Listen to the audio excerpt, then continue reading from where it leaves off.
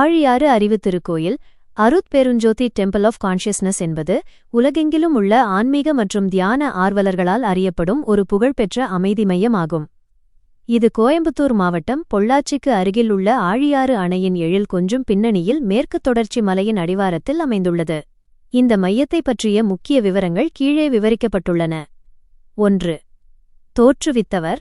இந்த ஆன்மீக மையத்தை நிறுவியவர் தத்துவஞானி வேதாத்ரி மகரிஷி 1911 முதல் 2006 வரை ஆவார்.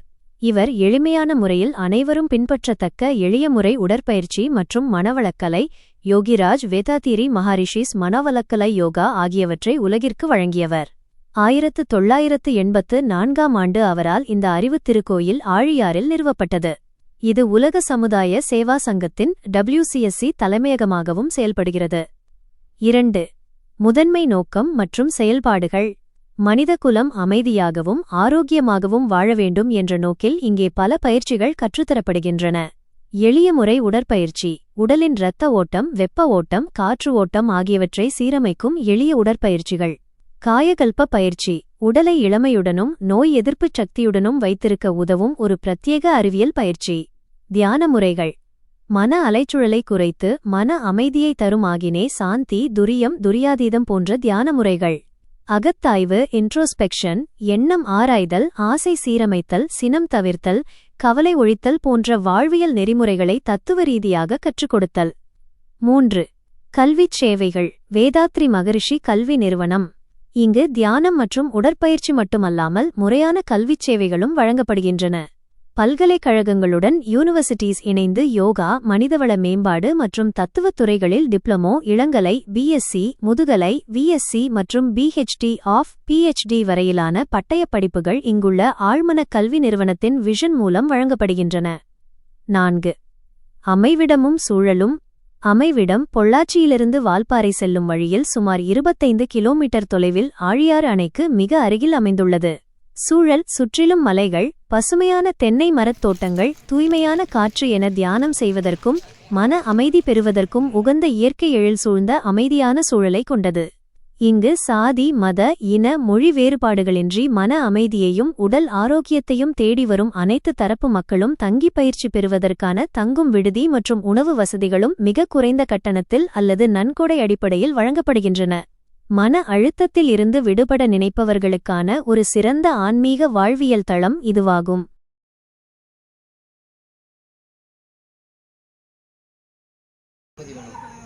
தனிமனில குடும்ப அமைதியாகணும், குடும்பத்துக்கு தெரு அமைதியாகணும். அப்படிதான் உலக அமைதியான மகரிஷியை சொல்றாங்க. தனிமனித அமைதிக்கு என்ன வேணும் அப்படின்னா, அவர் உடல் நலம் நல்லா இருக்கணும், உயிர் வளம் நல்லா இருக்கணும், மன வளம் நல்லா இருக்கணும். இந்த 3 நல்லா இருந்தா தனிமனித அமைதி கிடைக்கும்னு சொல்றாங்க. அப்போ அதுக்குண்டான பயிற்சி நம்ம கொடுத்துக்கிட்டு இருக்கிறோம். உடலுக்கு உடற்பயிற்சி, மனசுக்கு தியானம், உயிருக்கு காயகல்ப பயிற்சி கொடுத்துட்டு இருக்கிறோம். நம்ம ஆழியார் அறிவு திருக்கோயில ரெசிடென்சி கோர்ஸே கொடுக்குறோம். இங்கே வந்து தங்குற மாதிரி இருக்கும். இதே உங்கள் ஊர் சென்னை, கோயம்புத்தூர், ஈரோடு, பெங்களூர் அங்கேயும் பயிற்சி கொடுக்குறாங்க. ஒரு நாளைக்கு 2 மணி நேரம் அல்லது 3 மணி நேரம் 15 நாள் கொடுக்குறாங்க சார். இங்கே வந்து அந்த ரெசிடென்சி கோர்ஸ் பார்த்தீங்கன்னா வாரம் புதன்கிழமை ஸ்டார்ட் பண்ணுறோம். ஞாயிற்றுக்கிழமை மத்தியானம் முடிக்கிறோம். செவ்வாய்க்கிழமை ஈவினிங்கே வந்துடலாங்க. அந்த 5 நாள் பயிற்சிக்குள்ள நன்கொடை பார்த்துட்டிங்கன்னா பயிற்சி, உணவு, குறிப்பேடு, தங்குமிடம் இது எல்லாமே சேர்த்து டார்மெட்ரி மாதிரி ரூமில் தங்குறீங்க அப்படின்னா காமன் பாத்ரூம் இருக்கும். 6 பேர் இல்லை 7 பேர் தங்குற ரூம் இருக்கும். அதில் வந்து ஒரு நபருக்கு 3500 வரும் 5 நாளைக்கு எல்லாம் சேர்த்து. இல்லை கொஞ்சம் கம்ஃபர்டபுளாக வேணும் அப்படின்னா 4 பேர் தங்குற ரூம் இருக்குது, அது 4500 வரும். இல்லை ஏசி ரூம் வேணும் அப்படின்னா 6250 வரும். இங்கே வந்து எடுத்துக்கிட்டா உங்கள் ஊரில் எடுத்துக்கிட்டால் அதை கொஞ்சம் சார்ஜ் தாங்க சார். சாமிஜி என்ன சொல்கிறாங்கன்னா, இங்கே ஜாதி மதம் கிடையாது, மனிதனை முழுமையான மனிதனாக மாற்றக்கூடிய கலை மனவளக்கலை, உணர்ந்தால் போதும் அப்படிங்கிறாங்க. எப்படி உணர்வுன்னு பார்த்தா, இப்போ நம்ம கடைக்கு போகிறோம், ஒரு ஸ்வீட் லட்டு பார்க்குறோம், பார்த்தா லட்டு தெரிஞ்சு போகுது.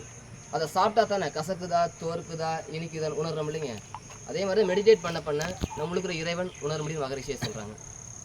இந்த பக்கம் இந்த லேண்ட் பார்த்தீங்கன்னா வாக்கிங் போகலாம். ஈவினிங் ஒரு மார்னிங் வாக்கிங் போகிறதுக்காக கோர்ஸ் பார்ட்டிசிபென்ட்ஸ் வராங்க இல்லைங்க, அவங்க வாக்கிங் போகிறதுக்காக. இதே மகரிஷி என்ன சொல்கிறாங்கன்னா, இது வேறு ஆசிரமாக கொண்டு போகக்கூடாது, இது எஜுகேஷன் லெவலில் கொண்டு போகணும்னு சொன்னதுனால ஒரு 28 யூனிவர்சிட்டி டைப் வச்சு டிப்ளமோலேருந்து PhD வரைக்கும் யோகா கொடுக்குறாங்க. MA MS யோகா கொடுத்துருக்குறாங்க சார். சாமிஜியோடைய வாழ்க்கை வரலாறு பார்த்தீங்கன்னா, அவரோட ஆயுள் காலம் ஜாத ரீதிக்கு 54 தான். இந்த உடற்பயிற்சி, காயகல்ப பயிற்சி, மெடிடேஷன் முறையாக கற்றுக்கிட்டு நிறைவாக செஞ்சதுனால 95 வயசு வரைக்கும் வாழ்ந்துருக்குறாங்க. அந்த காயகல்ப பயிற்சி பார்த்தீங்கன்னா சார் விளக்கம் 3 மணி நேரம் கொடுப்பாங்க சார். செய்முறை 3 நிமிடம் தான். காலையில் 3 நிமிடம், ஈவினிங் 3 நிமிடம், மொத்தம் 6 நிமிஷம் இந்த செய்முறை வந்து அது நம்ம உயிரை வளப்படுத்தக்கூடிய பயிற்சி சார்.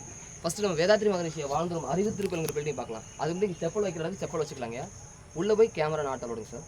வெளியே மொபைல் ஃபோன் சைலண்ட் பண்ணிக்கிறோம். மேலே போகிற மகரிஷியை வாழ்ந்துரும் சார். அறிவு திருக்குறள்னு சொல்கிறோமே, அங்கே என்ன இருக்குன்னு கேட்டால் மகரிஷியை வாழ்ந்து அவங்க யூஸ் பண்ண திங்ஸஸ் இருக்கும். போயிட்டு ஒரு 20 மெம்பர்ஸை மேலே போயிட்டுங்க. போயிட்டு அவர் வாழ்ந்துரும் போயிட்டு ஒரு 2 மினிட்ஸ் ப்ரேயர் பண்ணிவிட்டு அப்படி கீழே வரோம். ஒரு குரூப் ஃபோட்டோ எடுக்கிறாங்க. முடிச்சுட்டு நேராக மகரிஷியோட நினைவிட மணிமண்டபம் போகிறோம்.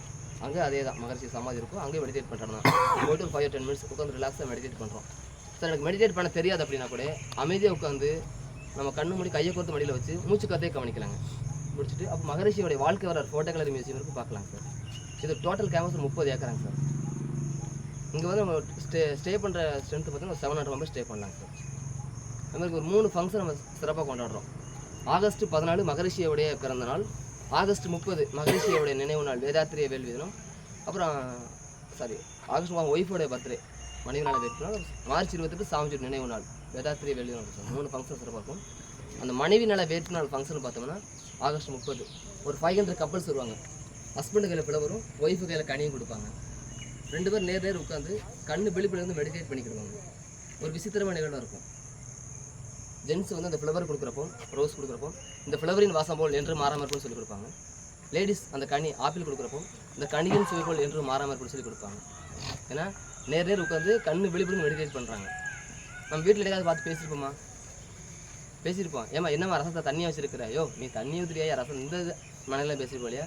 ஒரு அன்பும் கருமே பேசிக்கவே மாட்டோம். சாமிஜி வந்து பெண்ணின் பெருமைக்காக அந்த சொல்லியிருப்பாங்க. இது அந்த பக்கம் தான் கொஞ்சம் நர்சரி வச்சுருக்கிறோம். நமக்கு இருக்கிற செடிகளே 10 மணி நர்சரி வச்சுருக்கிறோம். ஒரு உள்ளே பார்த்து நம்மளுக்கு கொஞ்சம் மாந்தோப்பு வச்சுருக்கிறோம். அதில் ட்ரைல் லிஸ்ட் இருக்கிற இந்த இலதலையெல்லாம் இதெல்லாம் எடுத்து மக்கா வச்சு வெர்மி காம்போஸ்டாக ரெடி பண்ணிக்கிறோம். டெட்டு லாஸ்ட்டு பார்த்தா நமக்கு யூஸ் பண்ணுற ஆல் வேஸ்ட் வாட்டர் இருக்குல்லைங்க சார், வாட்டர் ரீசைக்ளிங் பிளான்ட் வச்சுருக்கோம் சார். ஃபஸ்ட்டு மகரிஷியை வாழ்ந்துரும் அறிவு திருக்குறள் பில்டிங் பார்க்குறாங்க. பார்த்துட்டு பொறுமையாக ரிலாக்ஸாக போய்ட்டு பார்த்துட்டு தவம் பண்ணிவிட்டு வெளியில் வந்து குரூப் ஃபோட்டோ எடுக்கிறோம். மகரிஷியை நினைவிடம் போய்க்கலாங்க. ஆட்டுங்களா செப்பல்